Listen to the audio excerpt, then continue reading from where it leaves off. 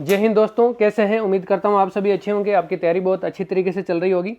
स्वागत करता हूं अपने प्लेटफॉर्म बीएल एजुकेशन मोटिवेशन के साथ में। आज हमारी क्लास 6 है, जिसके अंदर राजस्थान की सीईटी चाहे इसके अलावा कोई भी एग्जाम जिसके अंदर समान रूप से ये उपयोगी है, ये एक मॉडल पेपर ही है, जहाँ पर हम डेली के 25 क्वेश्चन हम यहाँ पर करने जा रहे हैं। जो मिक्सअप पूरा आपका पेपर है, जिसके अंदर ज्योग्राफी, पॉलिटिकल साइंस, आपकी हिस्ट्री, इकोनॉमी, सभी के सभी जो क्वेश्चन हैं वो इसके अंदर समावेशित किए गए हैं। तो आप बने रहिए अपने क्लास के लास्ट तक। जो अपने प्लेटफॉर्म पे जो नए हैं वो लाइक करें, शेयर करें, सब्सक्राइब करें और अपने परिवार का हिस्सा बने। तो दोस्तों, आज की हमारी इस क्लास का पहला क्वेश्चन है, क्वेश्चन नंबर 76। कोलायत का वार्षिक मेला राजस्थान के किस शहर में आयोजित किया जाता है। ऑप्शन नंबर ए है बीकानेर, बी में झालावाड़, सी में कोटा और डी में पुष्कर। तो इसके अंदर हमारा राइट आंसर होगा ऑप्शन नंबर ए, बीकानेर के अंदर। यानी कि कोलायत का जो मेला है ये बीकानेर के अंदर आयोजित किया जाता है। बीकानेर जैसलमेर मार्ग पर बीकानेर से लगभग 50 किलोमीटर दूर स्थित प्रसिद्ध व पवित्र तीर्थ स्थल कोलायत में कपिल मुनि का मंदिर है। किसका मंदिर है? कपिल मुनि का मंदिर है, जहाँ पर प्रतिवर्ष कार्तिक पूर्णिमा को मेला बढ़ता है। ये आपको ध्यान रखना है। इसके बाद में नेक्स्ट क्वेश्चन है हमारा क्वेश्चन नंबर 77। क्वेश्चन नंबर 77 है, शिवजी को ब्याव लो लोक वार्ता को प्रस्तुत करते समय जोगी यानी कि कलाकार किस वाद्य का प्रयोग करते हैं। तो इसके अंदर हमारा ऑप्शन ए खंजरी, बी में सारंगी और सी में मोरचंग, डी में रावण हथा। तो राइट आंसर है हमारा क्वेश्चन नंबर 77 के अंदर सारंगी। शिवजी को ब्याव लो एक भक्तिपूर्ण मौखिक काव्य है, जिसे योगी सारंगी की धुन पर गाकर सुनाते हैं। इसमें लगभग 85 प्रसंग हैं, जो क्रम से कथा का भाग बनते चलते हैं। ये आपको ध्यान रखना है। सारंगी के ऊपर कौन सी लोक वार्ता गाई जाती है? तो शिवजी को ब्याव लो, और इसके अंदर मौखिक काव्य है ये, और 85 प्रसंग इसके अंदर समावेशित किए गए हैं। नेक्स्ट क्वेश्चन है हमारा क्वेश्चन नंबर 78। क्वेश्चन नंबर 78 है, निम्नलिखित में से कौन सा नृत्य महिलाओं के द्वारा किया जाता है। महिलाओं के द्वारा किया जाने वाला कौन सा नृत्य है? गैर नृत्य, चंग नृत्य, कच्ची घोड़ी और चरी नृत्य। तो इसमें हमारा राइट आंसर होगा ऑप्शन नंबर डी, चरी नृत्य, जिसको महिलाओं के द्वारा किया जाता है। चरी नृत्य किशनगढ़ एवं अजमेर के निकटवर्ती क्षेत्रों में गुर्जर जाति की महिलाओं द्वारा मांगलिक अवसरों पर किया जाता है। इस नृत्य में चरी में कांकड़े के बीज एवं तेल डाल दिया जाता है, जिससे आग की लपटें निकलती रहती हैं, तथा इस नृत्य में डोल, ताली, थाली और बांकिया आदि वाद्य यंत्रों का प्रयोग किया जाता है। अगर आपको एग्जाम के अंदर पूछा जाए कि चरी नृत्य के अंदर कौन कौन से वाद्य यंत्र प्रयोग में लाए जाते हैं, तो दोस्तों इसके अंदर है डोल, उसके बाद में थाली और बांकिया। ये जो 3 वाद्य यंत्र हैं, ये तीनों के तीनों वाद्य यंत्र चरी नृत्य के अंदर प्रयोग में लाए जाते हैं, और किशनगढ़ अजमेर के निकटवर्ती जो क्षेत्र है यहाँ पर गुर्जर महिलाओं के द्वारा किया जाता है। नेक्स्ट क्वेश्चन है हमारे लिए क्वेश्चन नंबर 79। क्वेश्चन नंबर 79 है, निम्न में से कौन सा ग्रासिया जनजाति से संबंधित नृत्य है। यानी कि इसमें से कौन सा नृत्य है जो ग्रासिया जाति के द्वारा किया जाता है। गुडला, वालर, गेर और गवरी। तो इसके अंदर हमारा राइट आंसर होगा ऑप्शन नंबर बी, वालर नृत्य। वालर नृत्य है वो ग्रासिया जाति के द्वारा किया जाता है। वालर ग्रासिया जनजाति का प्रमुख लोक नृत्य है। ये नृत्य बिना किसी वाद्य के स्त्री पुरुषों के द्वारा 2 अर्धवर्त बनाकर मंथर गति से किया जाने वाला नृत्य है। यानी कि ऐसा कौन सा नृत्य है जिसके अंदर कोई भी वाद्य यंत्र का प्रयोग नहीं किया जाता है। तो ये कौन सा है? ये है वालर नृत्य। बिना किसी वाद्य के इसको नृत्य को किया जाता है, और ये है वालर नृत्य, ग्रासिया जनजाति के द्वारा किया जाने वाला नृत्य। ये स्त्री और पुरुष दोनों के द्वारा किया जाता है। इसके बाद में है हमारा नेक्स्ट क्वेश्चन नंबर 80। कौन सा आभूषण नाक का आभूषण नहीं है। यानी कि इनमें से कौन सा आभूषण है जिसको नाक में नहीं पहना जाता है। लौंग, नथ, चोप और मांदलिया। तो इसके अंदर हमारा राइट आंसर होगा क्वेश्चन नंबर 80 के अंदर ऑप्शन नंबर डी है मांदलिया। मांदलिया है वो नाक में नहीं पहना जाता है, ये गले में पहना जाने वाला आभूषण है। और नाक में कौन कौन से आभूषण पहने जाते हैं? लौंग नाक में पहना जाता है, नथ पहनी जाती है, उसके बाद में बेथरी, नथ, चोप, जीथा, लौंग, फीणी, चूनी, लटकन, भंवरिया आदि महिलाओं के नाक के आभूषण है, जबकि मांदलिया आभूषण गले में पहना जाने वाला आभूषण है। नेक्स्ट क्वेश्चन है हमारा क्वेश्चन नंबर 81। इंडियन मोनालिसा के नाम से जाना जाने वाला चित्र राजस्थान की किस चित्र शैली से संबंधित है। जयपुर, नाथद्वारा, किशनगढ़ और उदयपुर। तो राइट आंसर हमारा option number C, Kishangarh. Mona Lisa, Indian Mona Lisa है नाम से जाना जाने वाला चित्र राजस्थान की किशनगढ़ शैली का है। और ये कौन सा चित्र है? बणी ठणी। राजस्थानी चित्रकला का पर्याय बन चुका प्रसिद्ध चित्र बनी ठनी किशनगढ़ शैली की ही देन है। इस चित्र को राजस्थान की मोनालिसा या इंडियन मोनालिसा भी कहा जाता है। इस शैली का चरमोत्कर्ष यानी कि स्वर्ण युग कब था? राजा सावंत सिंह के समय, सावंत सिंह के समय। और इन सावंत सिंह को दूसरा किस नाम से जाना जाता था? नागरीदास। ये आपको ध्यान रखना है, इनके समय में इस शैली का स्वर्ण युग माना जाता है। इसके बाद में नेक्स्ट क्वेश्चन है हमारा क्वेश्चन नंबर 82 के अंदर है पटुओं की हवेली कहाँ स्थित है? पटुओं की हवेली जयपुर, झुंझुनू, बीकानेर और जैसलमेर। तो राइट आंसर हमारा option number D, option number D यानी कि जैसलमेर के अंदर पटुओं की हवेली स्थित है। पटुओं की हवेली जैसलमेर नगर के बीचों बीच स्थित है। इस 5 मंजिला यानी कि ये 5 मंजिल की बनी हुई है। निर्माण 18वीं सदी के अंदर, 18वीं शताब्दी के अंदर, शताब्दी के उत्तरार्ध में सेठ गुमानचंद के द्वारा बना, गुमानचंद बापना ने इसका निर्माण करवाया था 18वीं शताब्दी के उत्तरार्ध में। ये हवेली अपनी शिल्पकला, विशालता और अद्भुत नक्काशी के कारण प्रसिद्ध है। नेक्स्ट क्वेश्चन है हमारा क्वेश्चन नंबर 83। वधु के गले में विवाह के समय डाला जाने वाला हार विशेष जिसमें बर्क युक्त छुआरे, खोपरे आदि पिरोए जाते हैं कहलाता है। बताओ देखे कौन कौन के इसका काम पड़ा है और किस किस के इसका काम नहीं पड़ा, वो भी बताएं। और किस किस ने ये खोपरे और छुआरे गले में डाले हैं, जल्दी से बताएं। इसका आप कमेंट करके मुझे ज़रूर बताएंगे। जवारी, चाड़ाऊ और जवाली और चिनोटिया। तो राइट आंसर क्या होगा हमारा इसके अंदर? क्वेश्चन नंबर 83 का right answer option number C, Jawali.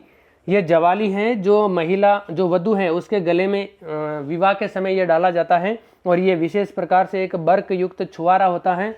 छुआरे जो हम खाने के काम में लेते हैं ना, वही छुआरे और खोपरे होते हैं, वो इनको पेरोए जाते हैं और गले में ये वधु के डाले जाते हैं, तो इसको जवाली कहा जाता है। ये आपको ध्यान रखना है। इसके बाद में नेक्स्ट क्वेश्चन है हमारा क्वेश्चन नंबर 84। क्वेश्चन नंबर 84 है निम्नलिखित में से कौन सा आकर्षण पर्यटन केंद्र करौली जिले में स्थित नहीं है? यानी कि करौली में कौन सा नहीं स्थित है उसके बारे में हमें बताना है। तिमनगढ़ दुर्ग, मंडरायल दुर्ग और रामथरा दुर्ग और नागर सागर कुंड। तो इसके अंदर हमारा राइट आंसर होगा option number D. Question number 84 में ऑप्शन नंबर डी नागर सागर कुंड, ये करौली जिले में स्थित नहीं है। बाकी तिमनगढ़ दुर्ग, मंडरायल दुर्ग और रामथरा दुर्ग ये सारे के सारे करौली के अंदर स्थित हैं। जबकि ये जो नागर सागर कुंड है ये बूंदी जिले में स्थित है। नागर सागर कुंड बूंदी में चौगान दरवाजे के बाहर राव राजा राम सिंह की रानी चंद्रभान कंवर द्वारा 1885 में निर्मित 2 कुंड हैं, जिन्हें गंगा सागर और यमुना सागर कुंड भी कहा जाता है। अगर आपको एग्जाम में पूछा जाए नागर सागर कुंड कहाँ पर है, तो ये बूंदी में है। बूंदी में इसका निर्माण किसने करवाया? तो राव राजा राम सिंह की रानी चंद्रभान कंवर द्वारा करवाया गया। कब करवाया गया? 1885 में करवाया गया। और यहाँ पर क्या पहचान चिन्ह है इनके? तो यहाँ पर 2 कुंड हैं, जो एक गंगा सागर के नाम से है, दूसरा यमुना सागर के नाम से स्थित है। इसके बाद में क्वेश्चन नंबर 85, पृथ्वीराज विजय की रचना किसने की? तो जयानक, मलिक मोहम्मद जायसी, चंद्रबरदाई। तो राइट आंसर हमारा ऑप्शन नंबर ए, जयानक ने पृथ्वीराज विजय की रचना की। पृथ्वीराज विजय का प्राचीन संस्कृत ग्रंथ, इसकी रचना कश्मीरी पंडित जयानक ने की थी। ये कश्मीरी पंडित थे जयानक, इन्होंने पृथ्वीराज विजय की रचना की, जो संस्कृत में लिखित एक ग्रंथ है। इस ग्रंथ से पृथ्वीराज तृतीय के बारे में जानकारी मिलती है। इस ग्रंथ में चौहान राजाओं के वंश क्रम का वर्णन किया गया है। अगर आपको पूछा जाए वो कौन सा रचना है जिसके अंदर चौहानों का वंश क्रम का वर्णन किया गया है और जो संस्कृत भाषा में लिखी गई है, तो पृथ्वीराज विजय, जो पंडित जयानक जो कश्मीरी पंडित थे। इसके बाद में चंद्रबरदाई ने क्या लिखा था? चंद्रबरदाई ने पृथ्वीराज रासो, जिसके अंदर उन्होंने कौन सा एक श्लोक लिखा था? 4 बांस 24 गज अंगुल अष्ट प्रमाण, ता ऊपर सुल्तान है मत चूके चौहान। ये उन्होंने उसके ऊपर एक ये इनकी पृथ्वीराज रासो, उसके अंदर इन्होंने ये लिखा था। इसके बाद में दोस्तों हमारा क्वेश्चन है 86, निम्न में से कौन सी मांड गायिका बीकानेर से संबंधित नहीं है? मांड गायिका यानी कि मांड एक क्षेत्र है राजस्थान का, और ये क्षेत्र है जिसके अंदर जैसलमेर का जो क्षेत्र है वो मांड के अंदर आता है। और यहाँ पर इसकी जो प्रसिद्ध गायिका है, इस क्षेत्र की जो मांड गायिका है प्रसिद्ध, वो निम्नलिखित में से नहीं है। गौरी देवी, हाजन अल्लाह जिल्लाबाई और बन्नो बेगम, उक्त में से कोई नहीं। तो राइट आंसर होगा हमारा ऑप्शन नंबर सी, बन्नो बेगम नहीं है मांड गायिका। राजस्थान की अत्यंत प्रसिद्ध मांड गायकी शास्त्रीय गायन की विशिष्ट शैली है। मांड गायकी की श्रृंगारात्मक राग में ठंडी व सुमधुर विख्यात स्वर लहरियां श्रोताओं के सम्मुख राजस्थान के प्राकृतिक परिवेश का मनोरम चित्र साकार करती है।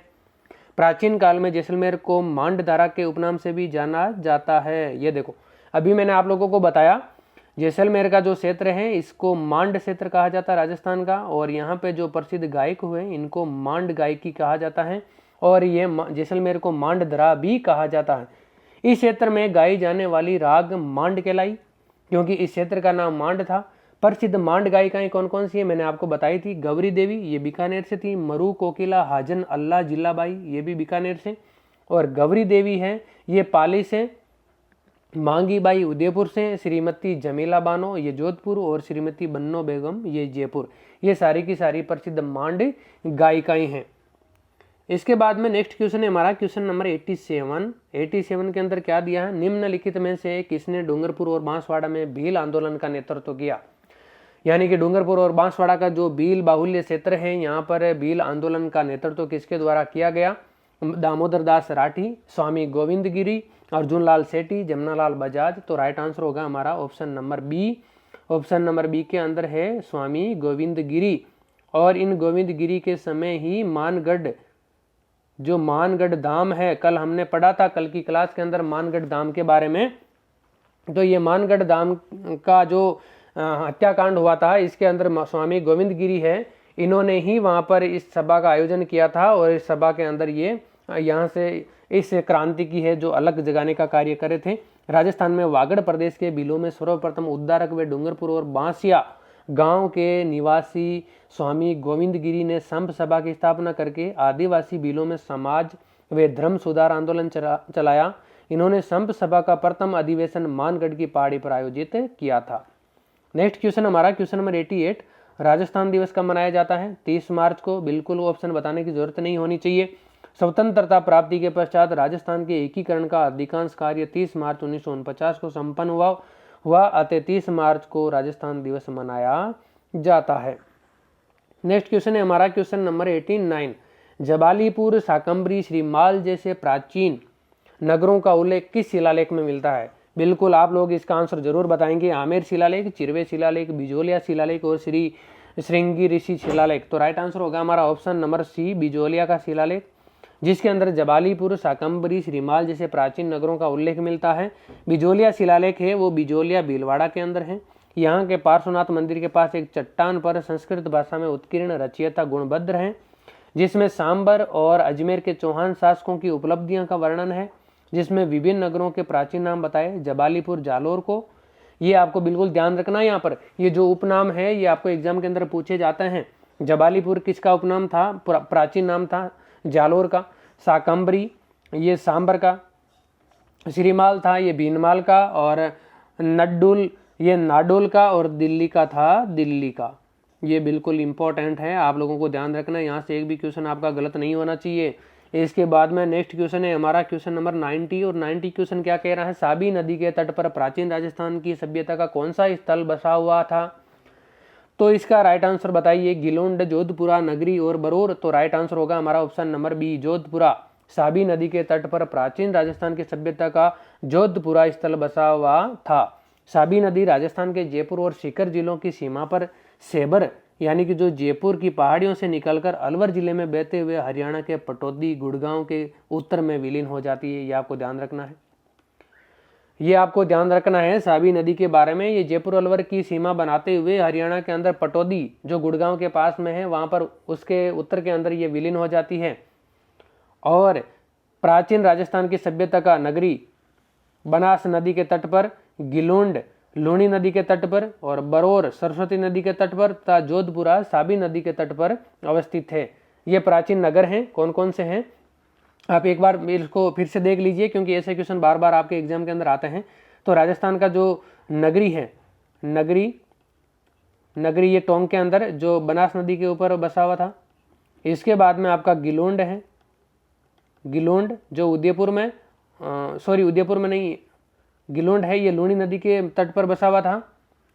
और उसके बाद में बरोर ये सरस्वती नदी के,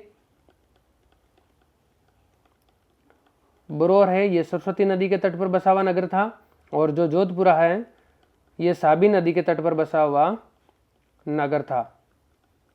ये आपको ध्यान रखना है। ऐसे जो प्राचीन नगर जो किसी न किसी नदी के तट पर बसे हुए थे, ये आपके एग्जाम के अंदर पूछे जाते हैं। इसके बाद में दोस्तों नेक्स्ट क्वेश्चन है हमारा क्वेश्चन नंबर 91। निम्न में से किस राजा को अभिनव भट्टाचार्य, हिंदू सुल्तान, छाप गुरु, राय रायन एवं दान गुरु की उपाधियों से जाना जाता है? राणा सांगा, राणा रतन सिंह, राणा कुंभा और महाराणा प्रताप। तो राइट आंसर होगा हमारा राणा कुंभा। राणा कुंभा इनका 1433 ईस्वी से 1468 ईस्वी तक इनका शासनकाल रहा था। मेवाड़ के शासक रहे। कुंभा का कुशल शासक, महान विजेता, कला प्रेमी, साहित्य प्रेमी शासक था। कुंभा ने अनेक उपाधियां धारण की, यथा अभिनव भट्टाचार्य, राण रासो, दान गुरु, राय रायण, महाराजाधिराज, राजगुरु, परम गुरु, छाप गुरु। ये जितने भी जो गुरु हैं ये सारे की सारी उपाधियां महाराणा कुंभा को दी हुई थी। इसके बाद में दोस्तों नेक्स्ट क्वेश्चन है हमारा। कभी कभी फ्लो के अंदर दोस्तों की जगह दोस्तों भी निकल जा रहा, तो उसका भी आप माइंड मत करना, क्योंकि ये भी एक अपभ्रंश दोस्तों का दोस्तों हम मान सकते हैं।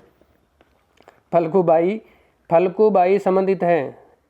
फल्गुबाई किससे संबंधित है? भवाई नृत्य से, चरी नृत्य से, कालबेलिया नृत्य और तेरह ताली नृत्य। तो राइट आंसर होगा हमारा ऑप्शन नंबर बी, चरी नृत्य से। फल्गुबाई कौन सा नृत्य करती थी? फल्गुबाई चरी नृत्य करती थी। किशनगढ़ की फल्गुबाई कहाँ की थी? किशनगढ़ की फल्गुबाई। अब किशनगढ़ से कौन कौन है जो हमारे परिवार से जुड़े हुए हैं और वो फल्गुबाई को जानते हैं या उनके आसपास के हैं, तो वो कमेंट करके जरूर बताएं। फल्गुबाई चरी नृत्य की लोकप्रिय नृत्यांगना है। चरी नृत्य किशनगढ़ एवं अजमेर के निकटवर्ती क्षेत्रों में गुर्जर महिलाओं द्वारा मांगलिक अवसरों पर किया जाता था, जिसमें चरी में कांकड़े के बीज और तेल डालकर सिर पर रखकर आग की लपटें निकलती रहती और पुरुष ढोल बांकिया व थाली बजाते और इस नृत्य को किया जाता था। ये आपको ध्यान रखना है। इसके बाद में नेक्स्ट क्वेश्चन है हमारे लिए क्वेश्चन नंबर 93। निम्नलिखित जातियों, जनजातियों, पंथों व उनके नृत्यों को सम्मिलित कीजिए। तो इसके अंदर दोस्तों हमारे पास में ऑप्शन ए है गैर नृत्य, कच्ची घोड़ी नृत्य, संकरिया नृत्य और अग्नि नृत्य। तो इसके अंदर हमारा राइट आंसर क्या हो जाएगा? ऑप्शन नंबर ए के अंदर है गैर नृत्य। ये भील जाति के द्वारा, बिल्कुल सही है, भील जाति के द्वारा किया जाता था। इसके बाद में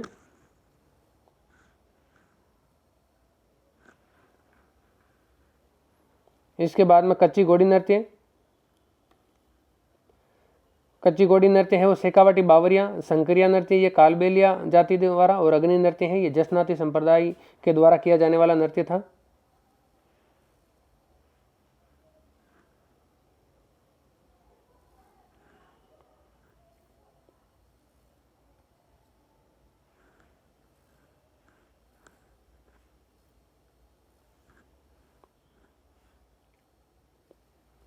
इसके बाद में नेक्स्ट क्वेश्चन है हमारा क्वेश्चन नंबर 94। क्वेश्चन नंबर 94 है पन्नादाय ने किसके जीवन को बचाया, वे कौन था?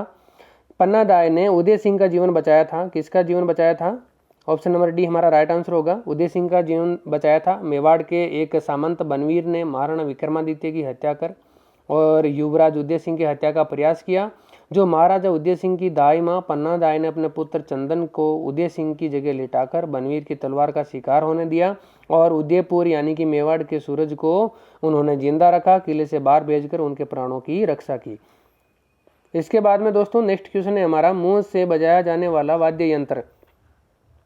मुंह से बजाने वाला जो वाद्य यंत्र है ये कौन सा है? अलगोजा, खंजरी, कामायचा और खड़ताल। तो राइट आंसर होगा हमारा ऑप्शन नंबर ए अलगोजा। अलगोजा आप लोग जानते होंगे, ये दो बांस की नलियों के जैसे बना हुआ एक होता ये वाद्य यंत्र होता है, जिसके अंदर एक छोटी होती है इनकी नली और एक बड़ी होती थी, फिर दोनों को मुंह में लेके इनको बजाया जाता है और अलगोजा बोलते हैं ना। जैसे अभी जो गाने चले हुए हैं तेजा जी के, इनके गानों के अंदर बोला जाता है ना अलगोजा बाजे रे, वो वही अलगोजे हैं। ये देख लेना आप कहीं पे अगर दिखाई दे तो। ये सुशीर वाद्य है जिसको हवा के द्वारा बजाया जाता है, यानी कि फूंक मार के इनको बजाया जाता है। इसके बाद अलगोजा दो अलगोजे मुंह में रखकर एक साथ बजाता है। एक अलगोजे पर स्वर कायम किया जाता है तथा दूसरे पर स्वर बजाए जाते हैं। ये बाड़मेर के राण का फकीरों का प्रसिद्ध वाद्य यंत्र है। किसका वाद्य यंत्र है प्रसिद्ध? राण का फकीर। ध्यान रखना है, ऐसे क्वेश्चन एग्जाम के अंदर पूछे जाते हैं। इसके बाद में नेक्स्ट क्वेश्चन है हमारा हाल ही में किस देश ने जूनियर हॉकी विश्व कप 2021 जीत लिया? तो ऑप्शन नंबर सी ये हमारा राइट आंसर होगा। तो लेकिन ये करंट का क्वेश्चन है, हो सकता है आपके एग्जाम में आए, लेकिन इस तरह के क्वेश्चनों के लिए आपको क्या रहना है, अपडेट रहना है। अर्जेंटीना ने हाल ही में जूनियर हॉकी विश्व कप 2021 जीत लिया। अर्जेंटीना ने भुवनेश्वर के कलिंगा स्टेडियम में खेले गए फाइनल में जर्मनी को 4-2 से शिकस्त दी। आप लोग ये बिल्कुल देखना, हॉकी हो गया, उसके बाद फुटबॉल हो गया, क्रिकेट हो गया, इनके क्वेश्चन है वो एग्जाम के अंदर आपको पूछा जाता है। बैडमिंटन के भी क्वेश्चन आते हैं, ये आपको टेनिस के भी क्वेश्चन आते हैं। तो इस टाइप के जितने भी जो क्वेश्चन हैं आप इन खेलों के बारे में पढ़ के जाए। अर्जेंटीना का ये दूसरा विश्व कप खिताब था, जिसमें पहले टीम साल 2005 में भी ये खिताब जीत चुकी है। जर्मनी 6 बार की चैंपियन रह चुकी है। इसके बाद में विश्व मृदा दिवस, वर्ल्ड सॉइल डे निम्न में से किस दिन मनाया जाता है? 12 मार्च, 20 नवंबर, 5 दिसंबर और 10 अगस्त। राइट आंसर होगा हमारा ऑप्शन नंबर सी, 5 दिसंबर को। मिट्टी के महत्व को याद रखने और उसके संरक्षण के प्रति लोगों को जागरूक करने के लिए 5 दिसंबर को विश्व मृदा दिवस मनाया जाता है। इसका उद्देश्य लोगों का ध्यान मृदा संरक्षण और टिकाऊ प्रबंधन की ओर लाना है। पहली बार पूरे विश्व में 5 दिसंबर 2014 को मृदा दिवस मनाया गया था। ये आपको ध्यान रखना है, 2014 को फर्स्ट टाइम ये जो है मनाया गया था विश्व मृदा दिवस। इसके बाद में नेक्स्ट क्वेश्चन है दोस्तों 98 है, भारत और किस देश के बीच हाल ही में एक्वेरिन अभ्यास आयोजित किया गया? तो ये एक्सरसाइज है एक्वेरिन, नेपाल, मालदीव, बांग्लादेश और चीन। राइट आंसर होगा हमारा option number B, Maldives. Bharat और मालदीव के बीच हाल ही में एक्वेरिन अभ्यास आयोजित किया गया। ये भारत और मालदीव की सेनाओं के बीच आयोजित किया गया था। ये अभ्यास 2008 से भारत और मालदीव के बीच आयोजित किया जा रहा है। साल 2019 में अभ्यास पुणे में महाराष्ट्र में आयोजित किया गया, 2018 में मालदीव में आयोजित किया गया और 2021 का एक्वेरिन अभ्यास मालदीव में आयोजित किया गया है। ये आपको ध्यान रखना है। इसके बाद में 99 क्वेश्चन, वर्ष 2028 के ओलंपिक खेलों का आयोजन कहाँ किया जाएगा? ये बिल्कुल बहुत अच्छा क्वेश्चन है, आपके एग्जाम के अंदर आ सकता है। लॉस एंजिल्स मुंबई 2023 अंतर्राष्ट्रीय ओलंपिक समिति सत्र की मेजबानी करेगा और इस आयोजन में 2030 शीतकालीन ओलंपिक मेजबान देश के लिए चुनाव किया जाएगा।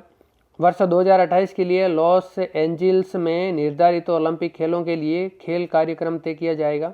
ये IOC सत्र अगले साल मई या जून के महीनों में आयोजित किया जाएगा। तो ये आपको ध्यान रखना है, 2028 का जो आयोजन है वो कहाँ पर किया जाएगा ओलंपिक खेलों का? लॉस एंजिल्स में। और उसके बाद में 2030 का शीतकालीन ओलंपिक मेजबान देश के लिए चुनाव किया जाएगा यहाँ पर, और 2028 के लिए ये जगह तय की गई। इसके बाद में दोस्तों नेक्स्ट क्वेश्चन है हमारा और आज की सीरीज का लास्ट क्वेश्चन नंबर 100। हाल ही में किस राज्य के भरतपुर जिले के केवलादेव राष्ट्रीय उद्यान में अफ्रीका की बोमा तकनीक का प्रयोग किया गया? अफ्रीका की बोमा तकनीक, राजस्थान, असम, कर्नाटक, तमिलनाडु। बिल्कुल आप लोगों को पता है केवलादेव राष्ट्रीय गणापक्षी विहार ये राजस्थान के भरतपुर में स्थित है। राजस्थान के भरतपुर जिले के केवलादेव राष्ट्रीय उद्यान में अफ्रीका की बोमा तकनीक का प्रयोग किया गया। इसका प्रयोग चीतल या चित्तीदार हिरणों को पकड़ने और उन्हें मुकुंदरा हिल्स टाइगर रिजर्व में पहुंचाने हेतु किया गया था, ताकि शिकार के आधार में सुधार किया जा सके। बोमा कैप्चरिंग तकनीक अफ्रीका में काफ़ी लोकप्रिय है। इसमें फाइनल जैसी बाड़ के माध्यम से जानवरों का पीछा करके उन्हें एक बाड़े में पहुंचाया जाता है। ये एक बोमा तकनीक है जिसे जानवरों को पकड़ने के लिए काम में लिया जाता है। तो दोस्तों आप बने हुए हैं BL एजुकेशन मोटिवेशन के साथ में, इसलिए आपका तहे दिल से थैंक्स। और ये काफ़ी इंपॉर्टेंट सेशन है आप लोगों के लिए, ये काफ़ी इंपॉर्टेंट मॉडल पेपर है आप लोगों के लिए, चाहे वो CT का एग्जाम हो, चाहे आने वाले राजस्थान पुलिस हो, चाहे आपने जितना भी पढ़ा है उसका रिवीजन हो। तो दोस्तों आप इस सीरीज से, इस प्लेटफॉर्म से जरूर जुड़े, अपना लाइक करें, शेयर करें, सब्सक्राइब करें और हिस्सा बने। जय हिंद, जय भारत।